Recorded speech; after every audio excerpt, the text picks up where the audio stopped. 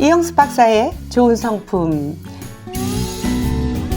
여러분 안녕하세요. 좋은 성품을 키우는 시간입니다. 오늘은 탁월한 인생이 되기 위한 비결, 그것을 달리는 경주용 명마하고 비교해서요, 어떻게 탁월한 인생이 될 수 있는지 생각해 보겠습니다. 사람들은 성공하기 위해서는 탁월함을 갖춰서 세상을 달릴 수 있는 명마가 되어야 한다고 생각합니다.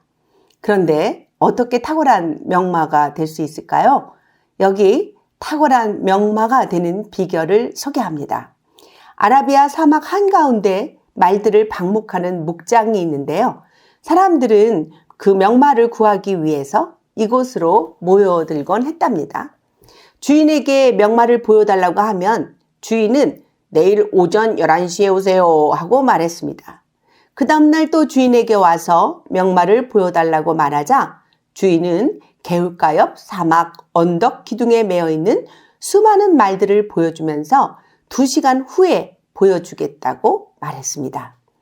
강렬하게 내리쬐는 태양 아래 노출되었던 사람들은 하나 둘씩 지쳐갔고 언덕 위에 있는 말들도 목이 타들어가 더위에 서 있기조차 힘겨운 듯 울부짖기 시작했습니다. 그때요, 주인이 삑 하는 호루라기 소리를 내자 동시에 기둥에 매어있던 줄들이 풀려서 말들은 갈증을 풀기 위해 언덕 위에 있는 개울가로 손살같이 달려갔습니다. 말들이 냇가에 가까이 도착할 때쯤 주인이 다시 삑삑 하고 호루라기를 불기 시작했습니다. 대부분의 말들은 주인이 부르는 소리에 아랑곳하지 않고 물을 헛지겁 먹었습니다. 그러나 눈앞에 있는 물을 뒤로 하고 머리를 돌려 주인을 향해 힘차게 달려오는 말이 있었습니다. 그 말이 바로 아라비아의 명마라고 합니다.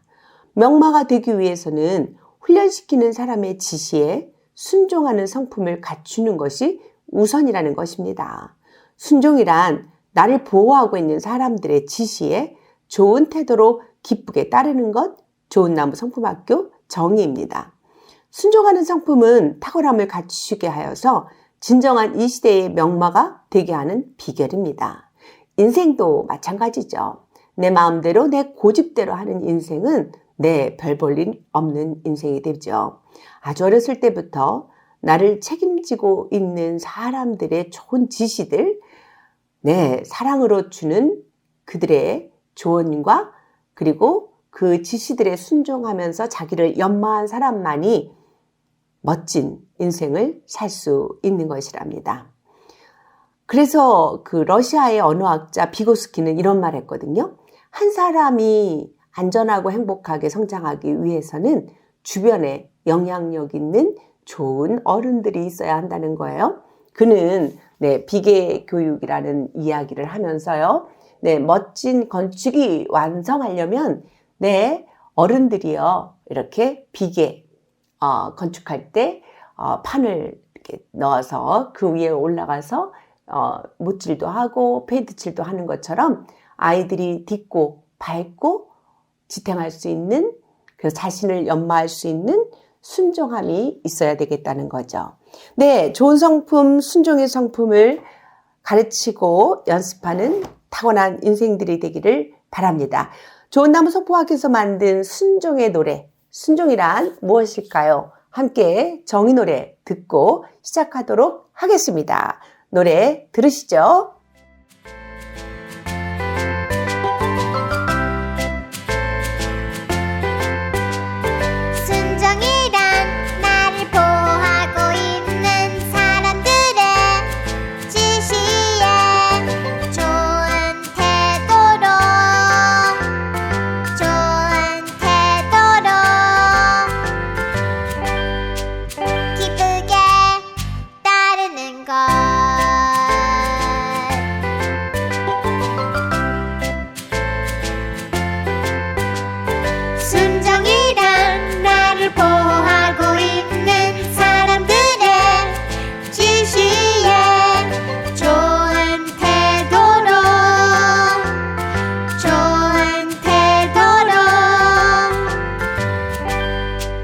기쁘게 따르는 것.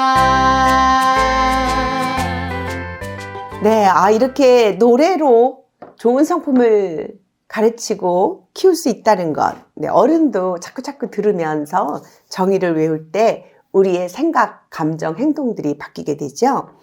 네, 경청은 사실은 사랑인 거 아세요? 자녀들 사랑을 우리는 여러 가지 방법들로 표현하죠. 어떤 사람은 물건을 사주고, 어떤 사람은 놀러 가면서 자녀들이 하고 싶은 일들을 함께 해주면서 사랑을 표현합니다. 그런데요, 가장 강력한 사랑의 표현은 자녀의 말을 집중하여 들어주는 것이랍니다. 경청해 주는 것, 그것은 바로 사랑입니다. 자녀의 입장에서 쓴 다음에 시를 한번 들려드릴게요. 감상해 보세요. 나는 텔레비전이 되었으면 좋겠어요 라고 하는 글이거든요. 아이들의 심정으로 돌아가서 한번 생각하면서 들어보세요. 나는 텔레비전이 되었으면 좋겠어요. 내가 말을 걸면 어머니는 시끄럽다 하시며 텔레비전에만 귀를 기울이세요. 나는 텔레비전이 되었으면 좋겠어요. 어머니가 자주 나를 보실 테니까요. 내가 텔레비전이 된다면 어머니는 분명 내 목소리에 귀를 기울여 주실 거예요. 내가 무슨 말을 하는지 형들이 옆에서 뭐라고 해도 조용히 하렴 하고 말씀하실 거예요. 내가 정말 텔레비전이 된다면 어머니는 매일 내 앞에서 내 얼굴을 들여다보며 내 표정과 내 말소리를 하나도 빠뜨리지 않고 밤늦게까지 귀 기울여 들어주실 거예요. 나는 정말 텔레비전이 되었으면 좋겠어요. 텔레비전이 되어서 어머니의 사랑을 듬뿍 받고 싶어요.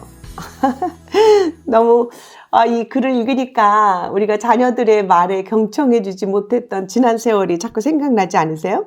네, 박정숙님의 현대사보에 실린 글이었어요. 경청이란 상대방의 말과 행동을 잘 집중하여 들어 상대방이 얼마나 소중한지 인정해 주는 것. 좋은 나무 성품학교 정의입니다. 자녀의 말에 귀 기울여서 들어주는 것. 부모가 줄 수 있는 최고의 사랑입니다. 오늘 자녀의 눈을 쳐다보면서요, 고개를 끄덕이면서 아이들이 하는 얘기를 한번 집중해서 들어보세요. 경청이라고 하는 좋은 성품을 연습하는 귀한 시간이 되겠죠? 그랬구나. 그랬구나. 그랬구나. 경청의 법칙, 그랬구나 3번 하는 것입니다.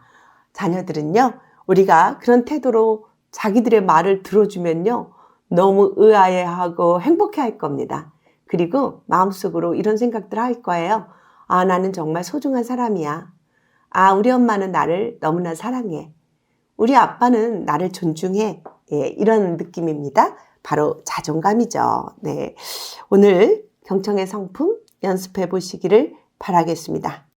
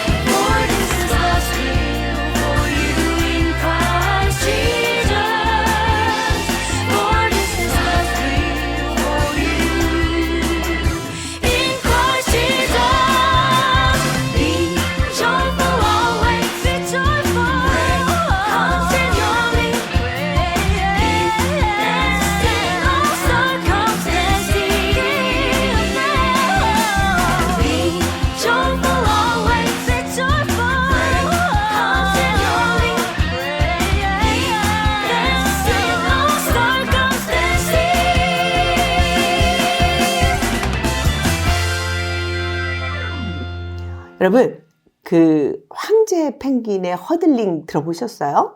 네, 제가 오늘 그 부모의 사랑을 생각하면서 황제 펭귄들이 하는 허들링을 여러분에게 소개해 드리려고요.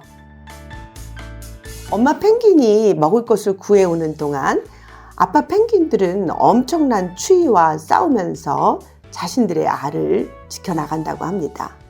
그때요, 알을 품은 아빠 펭귄은 남극의 눈 폭풍과 영하 50도가 넘는 흑한으로부터 그 추위를 지켜나가고 알을 지키기 위해서 허들링을 한다는 거예요. 원래 허들링이란 상대를 원 바깥으로 밀어내는 놀이인데요. 펭귄들의 허들링은 상대를 배려하는 성품을 기본으로 한답니다.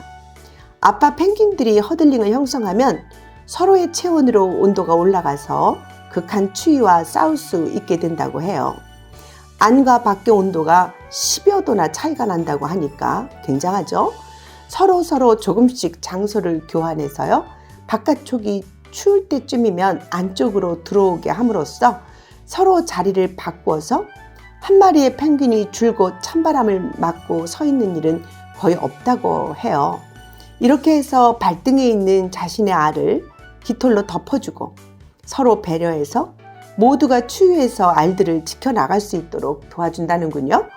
배려란 나와 다른 사람 그리고 환경에 대하여 사랑과 관심을 갖고 잘 관찰하여 보살펴 주는 것. 좋은 나무 성품학교 정희입니다.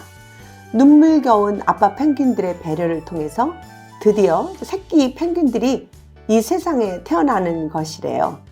아빠 펭귄의 사랑, 세상 감동이 되는 이야기를 통해서 배려란 바로 사랑이고 생명임을 깨닫게 됩니다.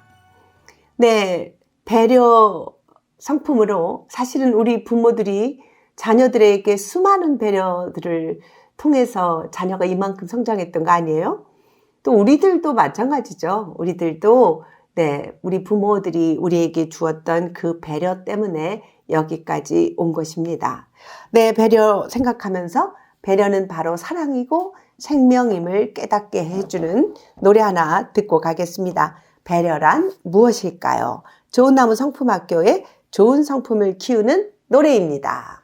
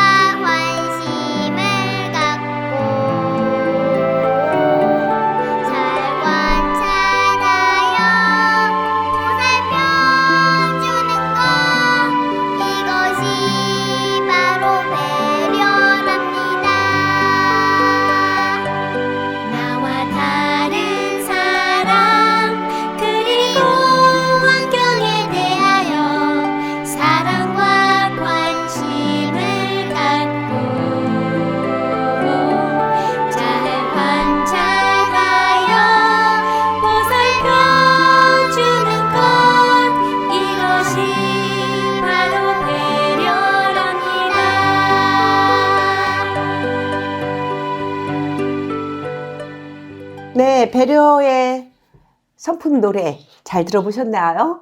이렇게 노래로 성품을 가르치고 재미있는 이야기 또 동화책 많은 워크북들로 우리 자녀들의 성품을 가르치는 학교, 성품학교가 있다는 사실 여러분 아셨나요? 좋은 나무 성품학교입니다. 네, 부모가 말하는 그 말들이요 메아리가 돼서 우리 자녀들에게 꽂히고 그 소리대로 자녀들이 자란다는 사실을 여러분 기억하시나요? 네, 그래서 오늘 저는 부모는 메아리입니다 라고 하는 글을 여러분에게 소개해주고 싶어요. 사실 제가요 SBS 우리 아이가 달라졌어요. 또 MBC TV 밥상꾸러기 식사교실 그리고 EBS 부모 60분 등 자녀교육 방송을 출연하면서요 느낀 점은 부모는 자녀에게 메아리라고 하는 것이죠. 부모가 자녀에게 들려준 말들이 메아리가 되어서 자녀 안에서 싹이 되어 자라는 거예요. 부모가 말한 그대로 자녀는 자라게 되는 것이죠.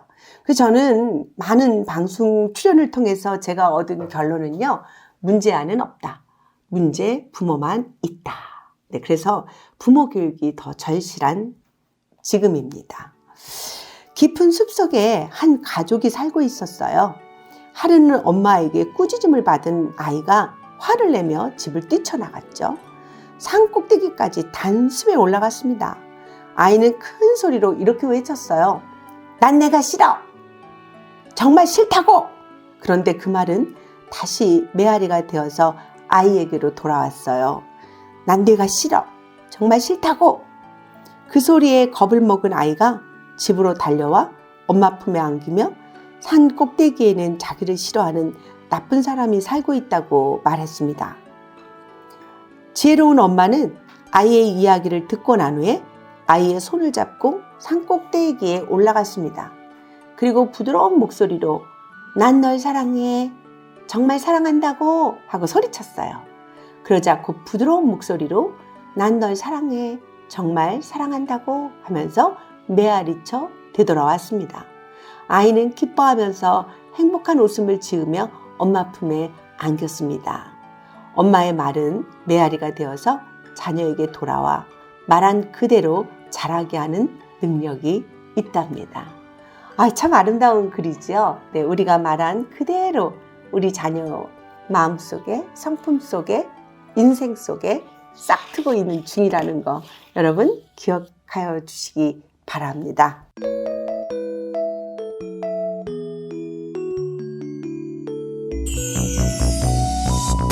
우리에게 따뜻한 마음과 배려가 있다면 상대방을 사랑하고 위로할 수 있다면 마음을 같이 하고 뜻을 합하여 한 마음으로 서로를 높여요. 다른 사람을 만족이지 마요. 모두 함께 좋은 일을 꿈꾼다면 놀라운 일이 일어나요. We are one, we are one. 서로를 높여요. We are one, we are one. 서로를 사랑해요. 어느 날 그 MBC TV 밥상 꾸러기 식사 교실에서 100회 기념 특집 방송에 출연해달라는 요청이 왔었어요. 이번 방송은 그동안 여러 전문가의 코칭에도 불구하고 실패했던 아이들을 선별하여서 올바른 훈계법으로 나쁜 버릇을 고치기 위한 특집 방송이었던 거죠. 방송 출연을 허락하자 지난번 방송에 실패했던 한 아동에 대한 모든 자료가 MBC로부터 제게 전달되었어요. 아이의 자료를 보니까 마음이 답답하고 제 가슴이 정말 답답해졌습니다. 도대체 아이에게 부모는 무엇을 어떻게 가르쳤는가? 왜 이 지경까지 왔지? 이런 생각이 들었기 때문이지요. 며칠 후 드디어 녹화가 시작되었어요. 촬영을 하면서도 처음에는 물건을 던지고 욕하고 어른들을 골탕 먹이듯 악동처럼 굴었던 아이가 염려했던 것보다는 빠르게 저하고 소통해 나갔어요. 저는 아이에게 물었어요. 너 이런 행동도 하고 이런 행동도 했니? 네. 너 엄마에게 이렇게 했어? 네. 너 형들의 물건들을 이렇게 던지고 깨트렸니? 네. 왜 그랬니? 하고 제가 물었죠. 그랬더니 이 아이는 심심해서요. 심심해서 그랬다는 거예요. 그러면서 이런 말 해요. 나는 놀고 싶은데 아무도 나하고 놀아주지 않아요. 이렇게 말했어요. 그 어머니가 45이 넘어서 늦둥이로 아이를 낳았거든요. 그런데 너무 지치고 힘드는 거예요. 그래서 엄마는 날마다 침대에 누워있고 이 왕성한 활동량을 갖고 있는 이 아이를 텔레비전 앞에 놓아서 텔레비만 보게 했던 거죠. 이 아이는 심심했어요. 엄마랑 놀고 싶다라고 하는 표현으로 장난을 치고 엄마를 괴롭혀서 엄마가 화가 나서 쫓아오게 만들어요. 그러면 막 도망가면서 깔깔거리고 웃고 재밌어 합니다. 형들도 뭐 20살하고 그때 19살이었거든요. 그러니까 이 어린 꼬맹이하고 안 놀아주는 거죠. 이 아이는 놀고 싶었어요. 형들이 제일 아끼는 컴퓨터를 던지고 핸드폰을 던지고 아이폰을 깨트리고 그러면 형들이 막 화가 나서 쫓아와요. 네, 이것이 이 아이한테는 놀이였다는 거죠. 그래서 제가요, 그러면 네가 어떻게 하면 이런 행동을 안 하겠니? 라고 물었더니 엄마가 1시간씩만 놀아주면 좋겠대요. 그래서 저는 약속했어요. 네가 이러한 행동을 안 하면 엄마하고 1시간씩 놀 수 있도록 선생님이 도와줄 수 있다고요. 그 아이는요, 굉장히 눈에 띄게 달라졌습니다. 먼저 아이에게 해야 할 행동과 하지 말아야 할 일들을 구분해 주었고요. 상과 교정에 대해서도 약속을 했죠. 그런데 서로 약속하고 난 후에는 아이는 정말 놀랍게 변했어요. 아이는 침착하게 그 약속을 잘 지켜나가서 100회 특집 방송을 무사히 잘 마칠 수 있었죠. 부모도 놀랐고 특히 그 프로를 담당하던 PD는 너무 바뀐 아이 모습에 당황했어요. 왜냐하면 더 이상 원하던 문제 행동을 찍지 못했기 때문이었죠. 아이에게 옳고 그름을 가르쳐 주는 것은 부모가 꼭 해야 할 책임입니다. 그대로 방치해 두면 아이들의 재능이 나쁜 버릇에 감추어져서 빛나지 않게 되지요. 마치요, 오래전에 어느 아프리카 광산에서 다이아몬드 원석이 발견해서 그 원석을 갖고 다이아몬드 만드는 과정과 같은 것이죠. 값어치가 대단한 다이아몬드 원석은 영국 왕의 왕관을 만들기 위해 보내졌고요. 왕은 그것을 암스테르담의 한 보석 세공 전문가에게 보냈습니다. 세공 전문가는 오랫동안 원석을 구석구석 섬세하게 살펴보았지요. 어느 날 그는 엄청난 가치를 지닌 다이아몬드 원석에 금을 긋고 망치로 힘껏 내리쳤어요. 그러자 원석은 두 조각으로 나뉘어져 버렸지요. 과연 세공사가 실수한 것일까요? 아니에요. 이 세공사는 이 원석을 잘 관찰해서 어떻게 연마해야 가장 멋진 다이아몬드가 될 수 있는지를 알아낸 거예요. 다이아몬드 원석은 수십 차례 쪼개고 다듬는 연마의 과정을 거쳐야만 다이아몬드의 특유한 그 아름다움을 증대시킬 수 있다는 거예요. 이렇게 만들어진 원석은 두 개의 아름답고 화려한 다이아몬드가 되어서 왕의 면류관에서 더욱 빛날 수 있게 되었죠. 훈계도 이와 같아요. 훈계란 자녀라는 원석을 잘 살펴보고 자녀의 가치를 극대화하기 위해서 쪼개기도 하고 끌로 쪼아서 반짝반짝 빛나는 다이아몬드를 만드는 과정과 같은 거죠.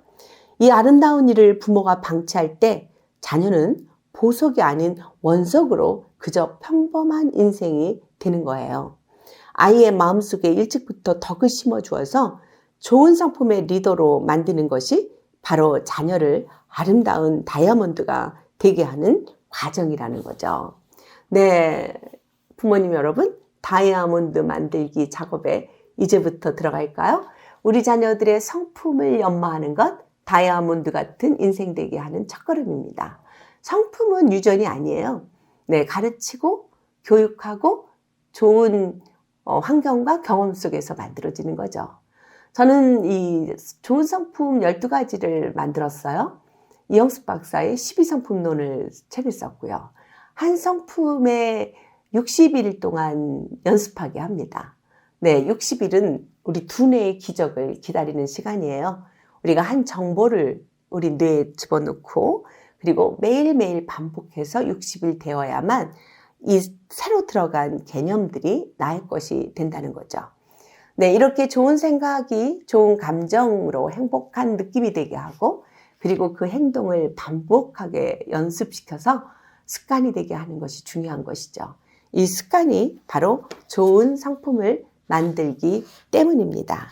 네, 이 시간을 통해서 우리가 어떻게 우리 인생을 더 행복한 인생이 되게 할까? 그리고 우리가 어떻게 하면 우리 자녀들을, 다음 세대들을 더 다이아몬드 같이 빛나는 인생이 되게 할까? 네, 좋은 성품으로 가르치는 것이 바로 비밀입니다. 네, 여러분, 나도 우리 가정에서 가르치고 싶어요. 우리 교회에서 좋은 나무 성품학교, 한글학교, 제자학교 운영해보고 싶어요 하는 그런 많은 분들 계시면요, 연락주세요. 네, 201-693-1976, 201-693-1976. 그리고 구글에서 좋은 나무 성품학교 치면 네, 많은 자료와 정보들이 나온답니다. 네, 부모도 배워야 하고요. 좋은 성품도 배움과 훈련으로 가능한 것이죠. 좋은 나무 성품학교에서 만든 네, 이번에는 한번 성품 찬송가를 들어볼까요? 네, 성품을 키우는 노래, 찬양으로 마무리 짓도록 하겠습니다. 여러분, 더 많이 행복하시고 더 좋은 성품으로 아름다운 인생 되는 시간 되시기 바랍니다. 여러분 감사합니다. 진행의 이영숙이었습니다. 감사합니다.